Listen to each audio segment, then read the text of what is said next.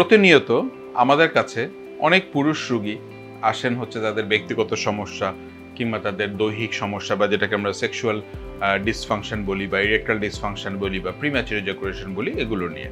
এগুলো আসলে আগেও ছিল, এখন হচ্ছে মানুষ অনেক বেশি ওপেন আপ হয়েছে, অনেক বেশি ডক্টরের কাছে আসে বা এখন বিভিন্ন ধরনের সোশ্যাল মিডিয়া, পত্রপত্রিকা কিংবা টেলিভিশন এগুলি দেখে তারা ডক্টরের হেল্প সিক করে। আসলে আগে একটা প্রচলন ছিল যে এগুলি কারো কাছে বলবে না, কিংবা দোকানে যে একটা ট্যাবলেট খাবে কিংবা হোমিও ওষুধ খাবে বা নানান ইত্যাদি ইত্যাদি কিছু মিথ বা কিছু প্রচলিত কিছু ট্রিটমেন্ট অপশন ছিল।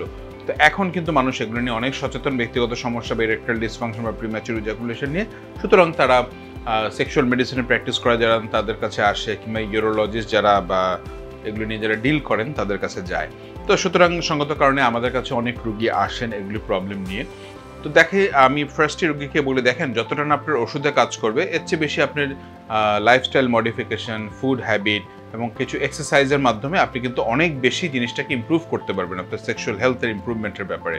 তো এক্সারসাইজ বলতে অনেকেই মনে করেন আমি বোধহয় হাঁটলেই হয়ে যাবে, কিংবা আমি বোধহয় একটু সাঁতার কাটলে বা ডাম্বলিং বা এসব জিনিসপত্র করলে হয়ে যাবে। নো, এগুলো তো অবশ্যই একটা ভূমিকা রয়েছে, বাট সেক্সুয়াল হেলথ ইমপ্রুভমেন্টের জন্য কিংবা প্রিম্যাচুর ইজাকুলেশন ইমপ্রুভমেন্টের জন্য খুবই কমন, খুবই ইম্পর্টেন্ট এবং খুবই ইফেক্টিভ একটা এক্সারসাইজ হচ্ছে কেগেল এক্সারসাইজ, যেটাকে আমরা আরেকটা ভাষায় বলে থাকি pelvic floor muscle strengthening exercise. এই এক্সারসাইজ কিন্তু পাইলস রোগীকেও দেওয়া হয়, গাইনি বা অবসের সমস্যা নিয়ে যারা রয়েছেন তাদেরকেও কিন্তু গাইনোকোলজিস্ট অ্যাডভাইস করেন।